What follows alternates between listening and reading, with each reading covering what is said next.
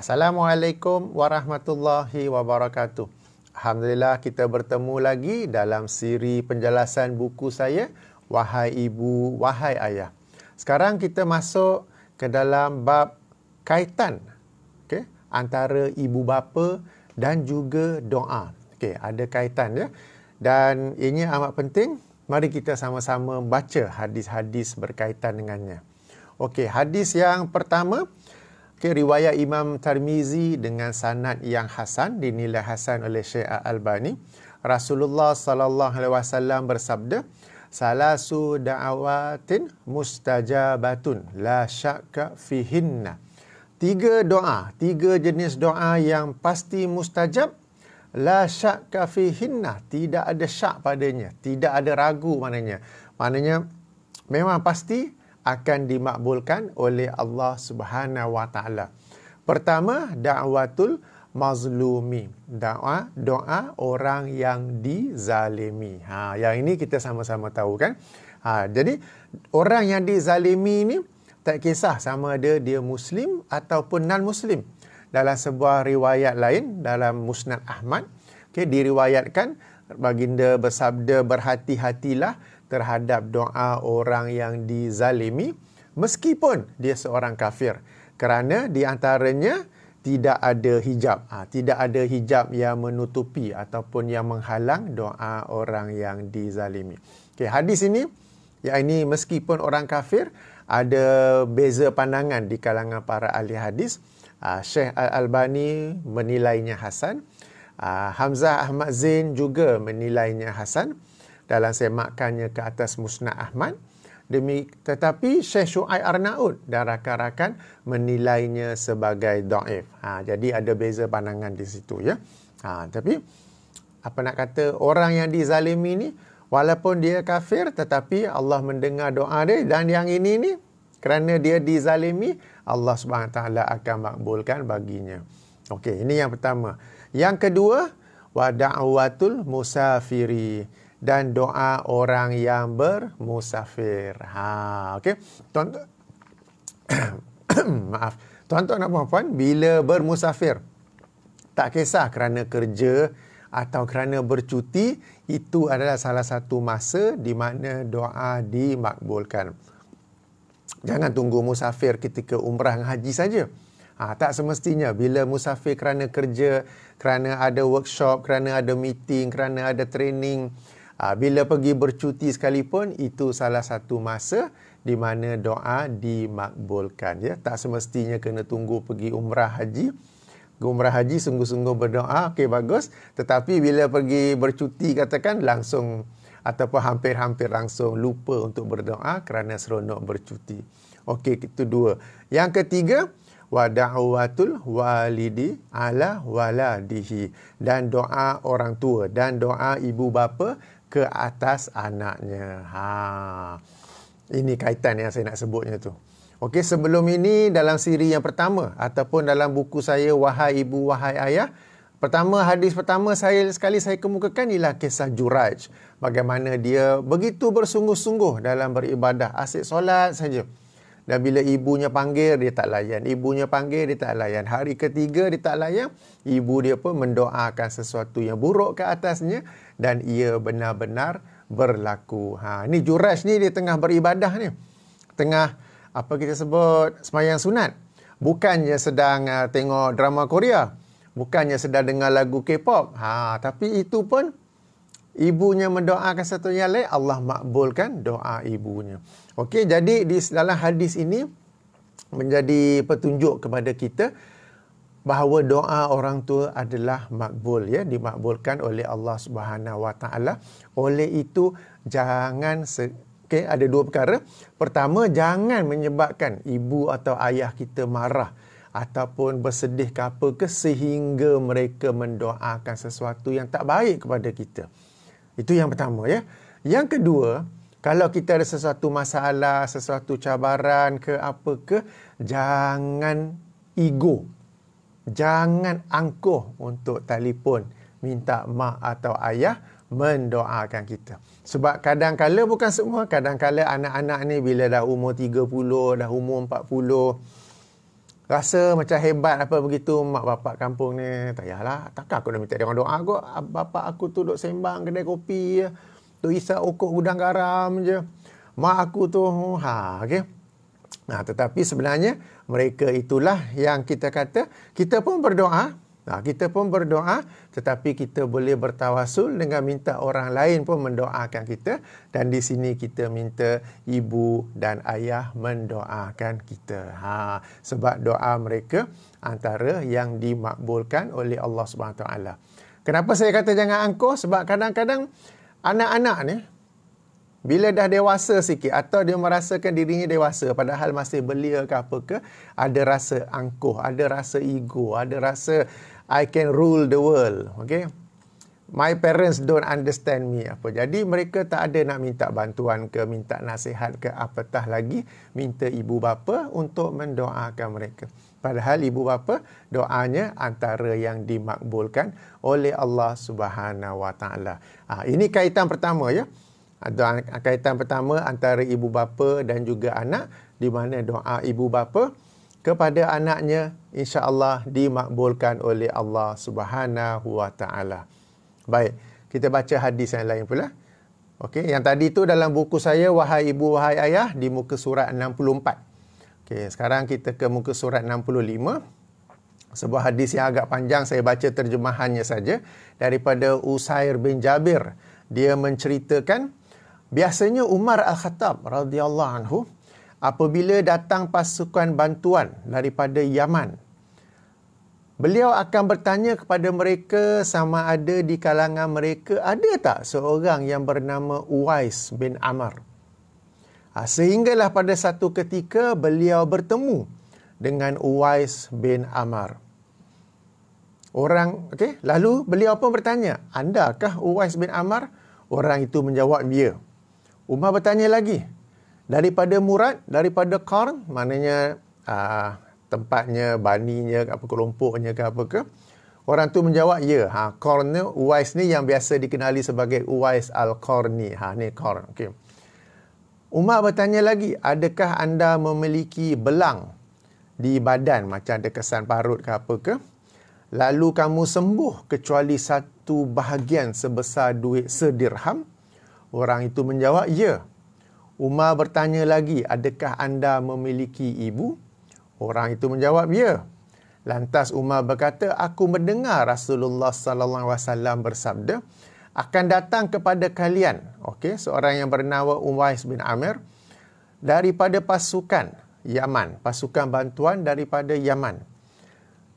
Dari Yaman. Dia dari Murad, kemudian dari Qarn. Dia dahulunya memiliki penyakit belang, lalu telah sembuh daripadanya, kecuali satu bahagian sebesar 1 dirham, mungkin sebesar shilling 20 sen ke apa.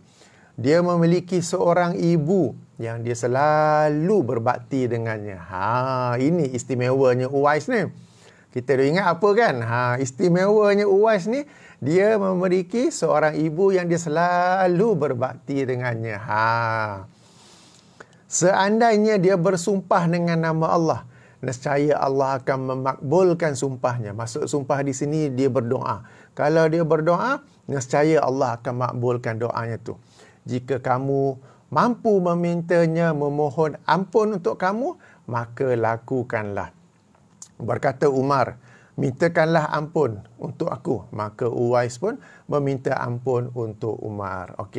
Demikian sebuah hadis riwayat Imam Muslim dalam kitab sahihnya. Jadi dalam hadis ni Rasulullah sallallahu alaihi wasallam menceritakan tentang seorang yang disebut sebagai tabi'in, bukan sahabat, yang bernama Uwais Al-Qarni. Dan dia memiliki satu keistimewaan, di mana kalau dia berdoa, nescaya Allah akan makbulkannya. Sampai-sampai Umar pun, apakah doa paling utama nak minta? Kita kalau doa paling utama, mintalah anak lulus sekolah, anak lulus SPM, mintalah aku kaya, minta apa-apa semua tu kan. Mintalah kereta idaman, apa semua tu. Tetapi bagi Umar, dia jumpa seseorang yang, dimakbulkan doanya, yang dia minta ampun ialah agar diampunkan. Moga Allah mengampunkan dosa-dosanya. Padahal ini Umar Al-Khattab, kita kata bukanlah seorang ahli maksiat. Tetapi atas dasar rendah dirinya kepada Allah SWT dalam macam-macam doa, satu yang dipilihnya ialah agar Allah mengampuninya. Itu yang dia minta, untuk didoakan kepadanya. So Umar ni specialnya tu kenapa? Apakah kerana dia seorang wali-wali yang kita kata semayang subuh dengan wuduk yang diambil pada waktu maghrib? Kadang-kadang kita dengar macam tu kan, Tok Syekh ni, Tok Wali ni, dia semayang subuh selama 40 tahun. Tiap-tiap pagi subuhnya tu dengan wuduk untuk solat isyak atau solat maghrib. Kalau dengar cerita macam tu, jangan pakai. Sebabnya apa? Itu tu tak bagus untuk buah pinggang, tak bagus untuk sistem untuk membuang. Sebab Allah SWT mencipta sistem untuk kita buang air kecil, buang air besar, ada manfaat kesihatan di sana. Jangan ditahan, dipegang air kecil itu sekian lama. Okey. Orang ini istimewa kenapa? Adakah kerana dia berzikir Allah 10,000 kali, ataupun hu ataupun apa-apa lain yang biasa kita gunakan untuk menobat seseorang tu sebagai wali Allah? Tak. Orang ni apa istimewa ni? Istimewa dia ialah kerana dia selalu berbakti kepada ibunya. Dan atas amal soleh dia inilah, yang special ini, Allah SWT memakbulkan doanya. Sampaikan Rasulullah pun sallallahu alaihi wasallam daripada awal lagi berpesan. Nanti akan ada seorang nama Uwais ini, maka kalau jumpanya tu, specialnya tu. Lalu Umar pun minta doa, tapi Umar minta doa agar diampunkan dosa-dosanya, agar Allah mengampuni dosa-dosanya. Jadi di sini satu pengajaran yang sangat penting. Orang yang banyak amal solehnya ni, Allah makbulkan doa, dan salah satu amal soleh yang paling utama, yang menjadikan doa kita ini dimakbulkan, ialah apabila kita ini banyak berdoa, banyak berbakti kepada orang tua kita. Sebab tu saya tajuk tadi, kaitan antara ibu bapa dan doa. Doa ibu bapa makbul, doa ibu bapa kepada anak makbul.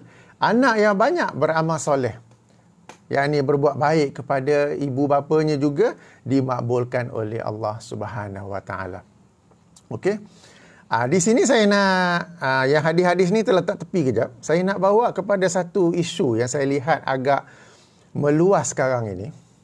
Ialah perbuatan sebahagian orang di media sosial apabila dia mengalami sesuatu ujian, dia menceritakannya kepada media sosial dan minta orang ramai mendoakannya. Apakah itu sesuatu yang bagus ataupun tidak? Biasa nampak tak? Di Facebook ke, di Instagram ke, dalam WhatsApp group dia ke, apa ke. Sebab memang kita dibolehkan meminta orang lain yang kita anggap soleh, yang bagus untuk mendoakan kita.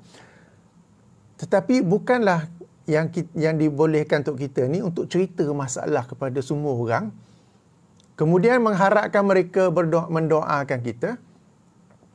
Sehingga sebenarnya pernah terfikir tak siapa yang sebenarnya doakan tu?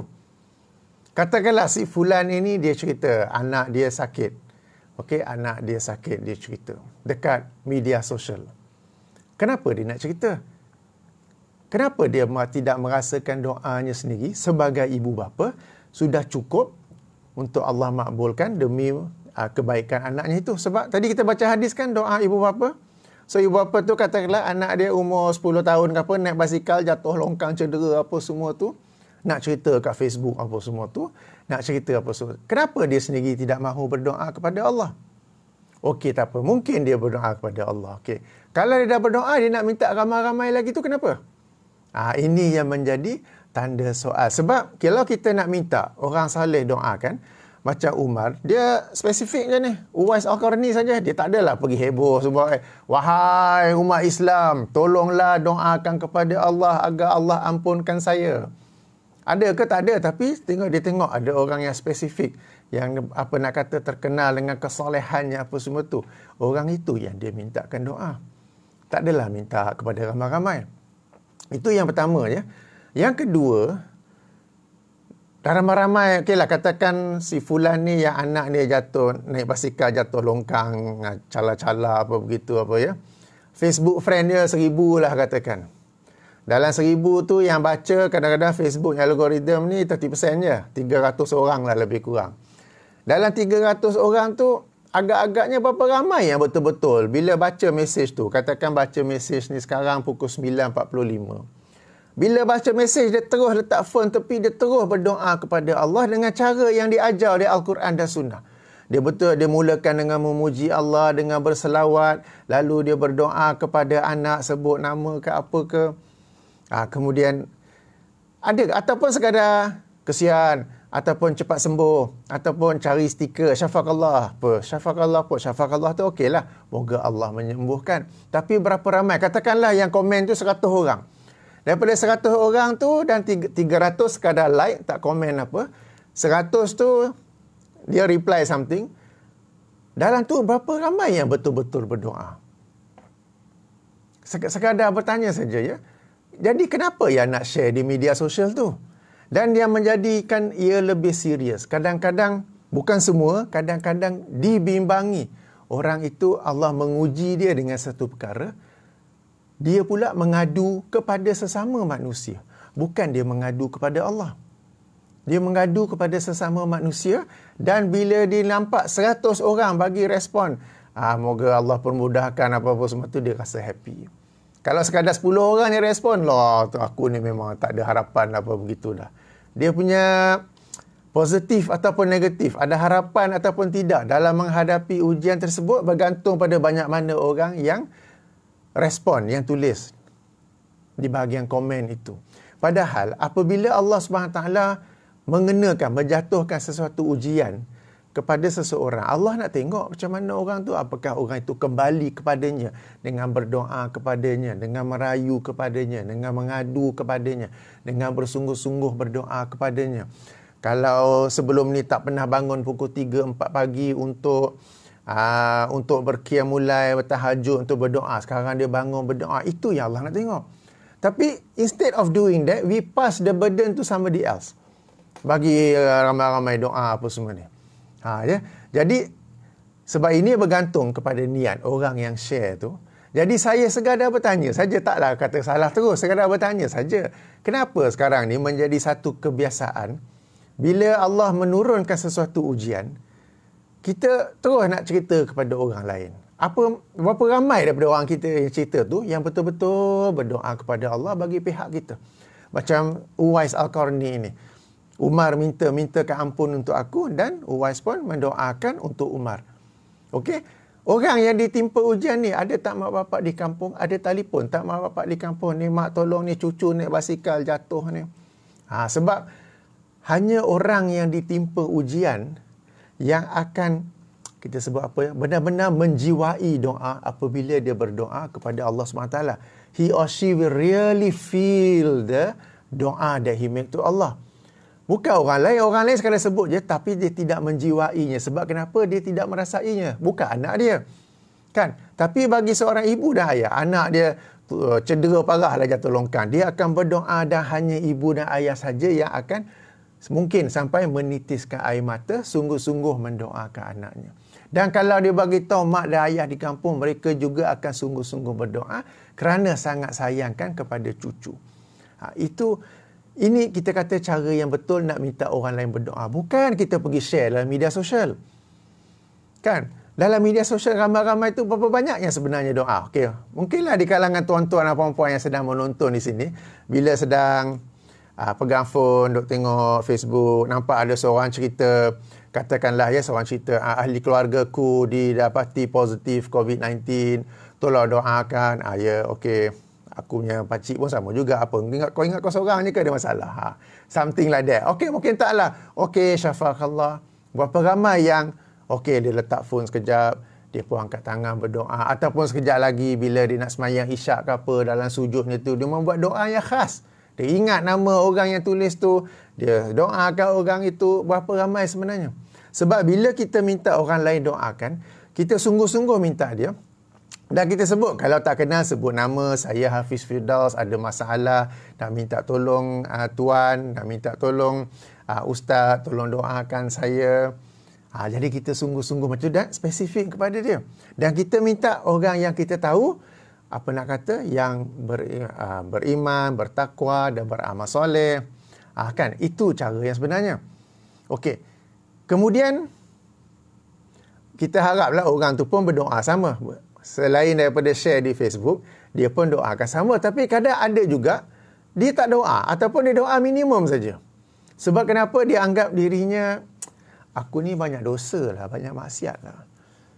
Aku doa Allah tak dengar kot, tapi aku suruh kawan-kawan dekat media sosial doa, okey kot. Okay. So kalau betul you ni, kalaulah betul orang yang anda seorang yang banyak buat maksiat ke apa ke, maka jadikanlah ujian yang Allah bagi itu sebagai satu turning point untuk berubah daripada banyak buat maksiat kepada yang banyak beramal soleh. Okay. Jadikanlah ia turning point. Janganlah aku kalau doa rasa-rasa Allah tak dengar. Tapi akunya kawan-kawan Facebook tu banyak yang baik, so aku cerita, bagilah dia orang doa. Dia dibimbangi jadi macam tu pula. Bukan yang dia nak berdoa, tetapi dia pass the burden to somebody else. Ya? Bukan semua, tetapi dibimbangi sahaja. Okay? Jadi perkara-perkara ni hendaklah diperhatikan. Okay? Sebab macam saya kata tadi, bila Allah jatuhkan ujian, tak kisahlah anak sakit ke, kena buang kerja ke, masalah ekonomi keluarga ke, bisnes tak untung ke, macam-macam ke apa kan. Yang benar-benar akan menjiwai doa tersebut, benar-benar merayu kepada Allah, ialah orang yang menerima ujian itu. Dan Allah nak mendengar kita punya aduan tu, kita punya rayuan tu, kita punya rintihan tu, itu yang Allah nak dengar. Orang-orang lain yang kita passing the burden tu, yang mungkin doa, tapi dia tidak akan menjiwainya sebab they don't feel it. They are not in our shoes. Okay, mungkin mereka pun ada masalah bisnes lain, tapi dia punya bisnes lain jatuh sebab dia banyak hutang. Kita ni buat bisnes memang betul cara halal begitu, tapi down juga, so kita punya doa itu lain. Jadi tuan-tuan dan puan-puan, apabila Allah menguji kita dengan sesuatu ujian, Allah nak tengok kita ni macam mana sikap kita. Jadi berdoalah kepada Allah, mengadulah kepada Allah, merayulah kepada Allah, bukan kepada sesama makhluk. Okay, bukan kepada sesama makhluk. Kalau nak minta orang lain doa, first kali, kalau masih ada ibu bapa, masih hidup, telefon, bagi tahu, cerita apa masalah, minta tolong doakan. Itu yang pertama. Yang keduanya, katakan ibu bapa sudah meninggal. Di kalangan rakan-rakan kita, kita tahu ada seorang yang beriman, beramal soleh, berpegang kepada sunnah. Okey, dan kita yakin dia orang yang baik, dan kita bahkan kita inform dia, minta tolong doakan. Dia begitu. Bukan dia pergi cerita dalam media sosial. Okey. Tapi di media sosial tu kadang-kadang yang duk cerita masalah ni ustaz juga. Okey. Jadi saya tak kata semestinya salah, sebab ada satu pandangan. Yang ini pandangan daripada Syekhul Islam Ibn Taymiyah rahimahullah. Dia berkata, boleh kita nak minta tolong orang lain doakan dengan tujuan kita nak bagi peluang pada orang itu beramal soleh. Bukan sebab kita perlukan doanya. Macam saya kata tadi, our doa is the most powerful. Tapi kita minta orang lain tolong doa. Dalam kes ni kita cerita dalam media sosial atas tujuan ingin memberi peluang kepada orang itu beramal soleh. Sebab doa ini satu ibadah yang sangat bagus, sangat penting.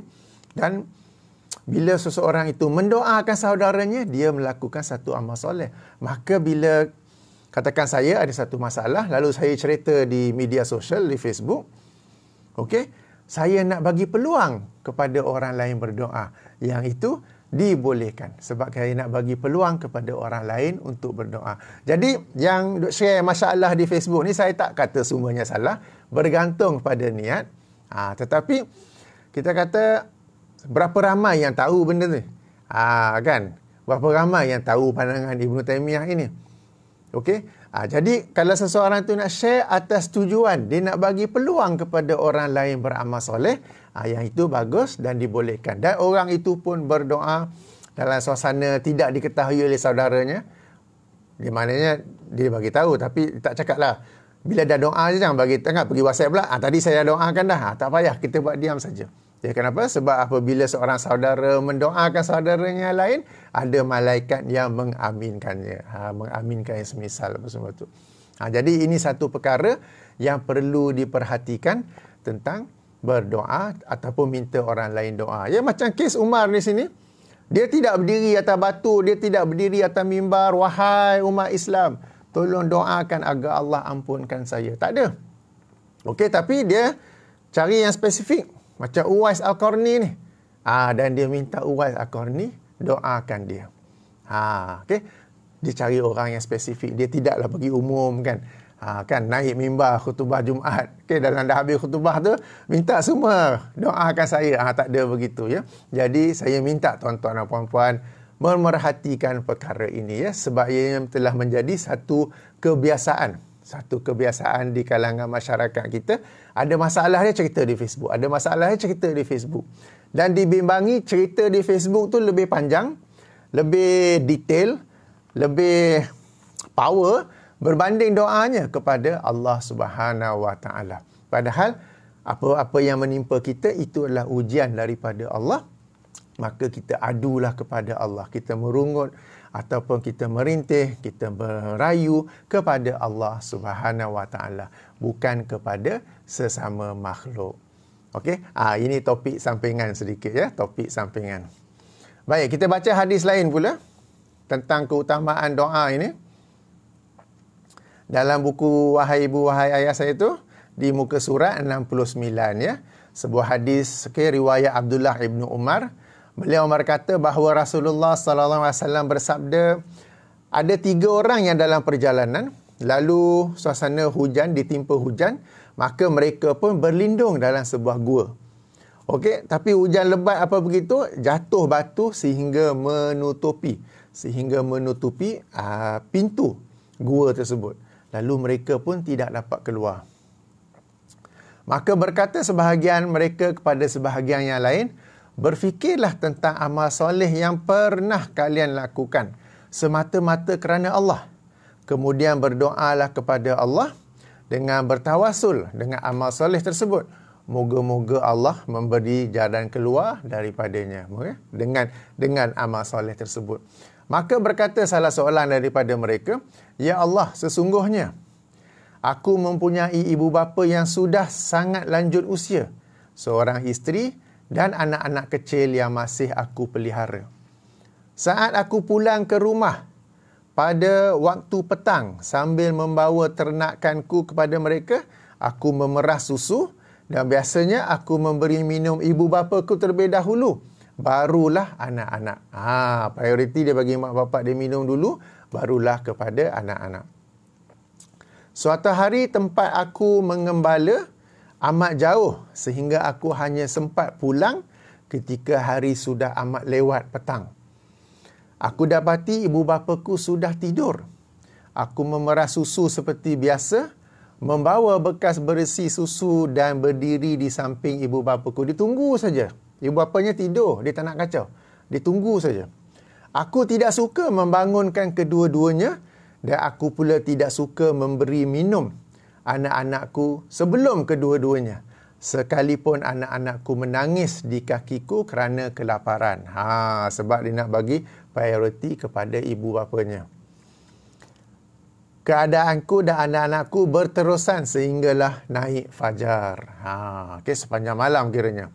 Ya Allah, jika engkau mengetahui bahawa aku melakukan hal itu semata-mata kerana mencari wajahmu, maka berilah kami satu bukaan untuk melihat langit.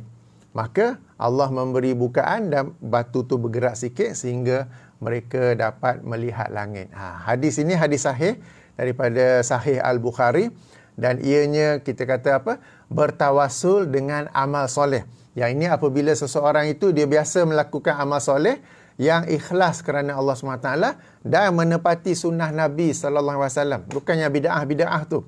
Lalu pada satu ketika dia ditimpa dengan satu ujian yang besar, lalu dia berdoa dengan bertawasul dengan amal soleh itu. Maka ini adalah salah satu kita kata cara berdoa. Salah satu cara berdoa. Info lanjut boleh rujuk buku saya, soal jawab adab-adab berdoa. Lebih lanjut. Tapi hadis ni nak menerangkan bagaimana seseorang itu dia terperangkap dalam gua, lalu dia berdoa kepada Allah dan dia bertawasul dengan menceritakan bagaimana dia selalu beramal soleh dengan mengutamakan ibu bapanya. Okay, dalam memberi minum susu, sampai kalau ibu bapanya tidur pun ditunggu saja, dah bangun baru dia bagi minum, mungkin susu lembu ataupun susu kambing ya. Dan kerana itu maka Allah SWT pun menggerakkan batu itu yang menutupi pintu gua itu. Dan Imam Al-Bukhari pun meletakkan hadis ni dalam kitab sahihnya. Okay, babnya Kitab Al-Adab, bab termakbulnya doa disebabkan berbuat baik kepada ibu bapa. So sekali lagi macam tajuk yang saya sebut tadi, kaitan antara ibu bapa dan doa. Bila seseorang itu banyak selalu berbuat baik kepada ibu bapa, ia menjadi sebab doanya dimakbulkan oleh Allah Subhanahu Wa Taala. Jadi itu kita kata kaitannya. Maka tuan-tuan dan puan-puan, kalau kita nak doa kita dimakbulkan oleh Allah Subhanahu Wa Taala, banyaklah berbuat baik kepada ibu bapa. Dan juga minta ibu bapa kalau mereka masih hidup untuk mendoakan kita. Kalau doa-doa asyik tak dapat saja, cuba cek hubungan kita dengan ibu bapa kita. Kerana ada kaitannya di situ. Kita sudah baca 3 hadis kan. Di sini saya nak cerita satu ya. Jika engkau mengetahui bahawa aku melakukan hal itu semata-mata kerana mencari wajahmu. Kadang-kadang kita baca ayat Quran, kita baca hadis-hadis, ada yang sebut kerana mencari wajahmu. Fa in kunta ta'lamu inni fa'altu zalika ibtigha'a wajhika. Ibtigha'a wajhika, mencari wajahmu. Jangan tukar kepada mencari redamu. Tak, kefahaman salafus salih, wajahmu. Apa maksudnya? Okey, kita ni dalam rangka melakukan apa-apa amal soleh, kita berharap dapat masuk syurga, betul?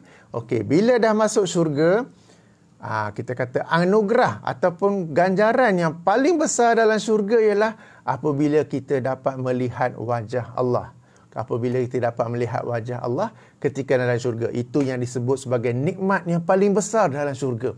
Jadi bila seseorang itu atau bila ada hadis ke apakah yang menyebut kerana wajahmu, kerana mencari wajahmu, ialah kita ni melakukan amal soleh tersebut bukan sekadar untuk nak masuk syurga, tapi masuk syurga dan juga dapat anugerah terbesar dalam syurga, yang ini dapat melihat wajah Allah Subhanahu Wa Taala. Jadi perkataan wajah tu jangan pergi tukar menjadi redha Allah, sebagaimana yang kadang-kala berlaku ya dalam sebahagian terjemahan ke apa ke. Jadi macam hadis ni satu contoh, ibtigha'a wajhika, demi mencari wajah engkau. Maknanya nak masuk syurga, tapi target kita bukan syurga saja, lagi tinggi nak melihat wajah Allah Subhanahu Wa Taala di akhirat kelak apabila sudah masuk syurga. Jadi tuan-tuan dan puan-puan, itu 3 hadis yang saya hendak kongsikan. 3 hadis yang saya nak kongsikan tentang kaitan antara doa dan juga ibu bapa. Jadi ringkasnya, apa-apa cabaran, apa-apa ujian, jika ibu bapa kita masih lagi hidup, jangan segan-segan, jangan merasa angkuh ke, takjub ke apa ke, untuk menghubungi mereka dan minta mereka mendoakan kita. Nombor 1. Nombor 2, macam kisah Uwais Al-Qarni tu, dia ni special. Sebab apa? Sebab dia seorang yang banyak berbakti kepada ibunya. Okey. Hadis yang ketiga kita baca tadi tu, seseorang yang banyak berbakti kepada ibu bapanya, apabila dia berdoa dengan bertawassul pada amal soleh tersebut, Allah Subhanahu Wa Taala memakbulkan doanya. Sedemikianlah kita kata power, okey, adanya power doa anak-anak yang lazim berbuat baik, berbakti kepada ibu bapanya. Dan tadi sebagai selingan, side track sikit itu ya. Bila Allah SWT menguji kita dengan sesuatu ujian, mengadulah kepada Allah SWT. Merintihlah kepada Allah SWT, berdoalah kepada Allah SWT, bukan kepada sesama makhluk. Jangan merasa diri anda Allah tak dengar lah aku doa ni kalau orang ni. Dan paling teruk, jangan ingat Allah ni ikut sistem demokrasi. Kalau aku seorang doa, seorang aja. Tapi kalau 100 kawan aku kat Facebook doa, Allah dengar kot sebab sistem demokrasi. Okey. Jangan sampai begitu ya. Jangan sampai begitu. Kalau dalam urusan manusia, nak buat sistem demokrasi macam tu tak apa. Tapi di sisi Allah SWT, orang yang paling menjiwai doa tersebut, yang paling merasai doa itu Okey. Itulah yang Allah SWT mendengar. Bukan sekadar orang yang sambil scroll. Ya, okey, syafaq Allah, dia scroll. Sejam lepas tu kau jumpa dia pun tak ingat apa cerita dia. Okey. Baik. Ada apa-apa soalan ke apa ke?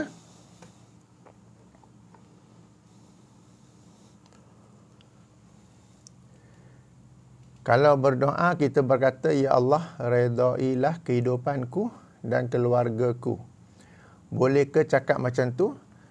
Pada saya boleh, tapi lagi bagus, lagi okey kalau kita kata, Ya Allah berkatilah, Ya Allah rahmatilah kehidupanku dan keluargaku.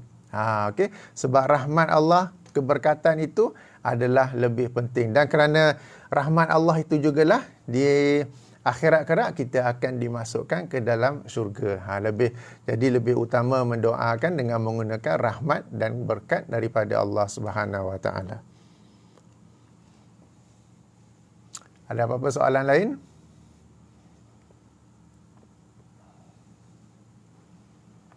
Okey, kita buka ruang sikit. Setuju dengan makna wajah. Okey. Okay, jangan ditukar kepada redha. Okay, wajah maknanya wajah. Kita kata target kita lagi tinggi. Syurga kita nak target lagi tinggi, syurga Firdaus lagi tinggi lagi. Iaitu kita hendak melihat wajah Allah di hari akhirat kelak. Demikian juga kalau ada hadis-hadis yang menyebut tentang wajah Allah. Baik, kalau tak ada kita boleh tutup. Okey, jadi terima kasih semua. Kita berjumpa lagi dalam siri akan datang. Subhanakallahumma wa bihamdika asyhadu an la ilaha illa anta astaghfiruka wa atubu ilaika. Assalamualaikum warahmatullahi wabarakatuh.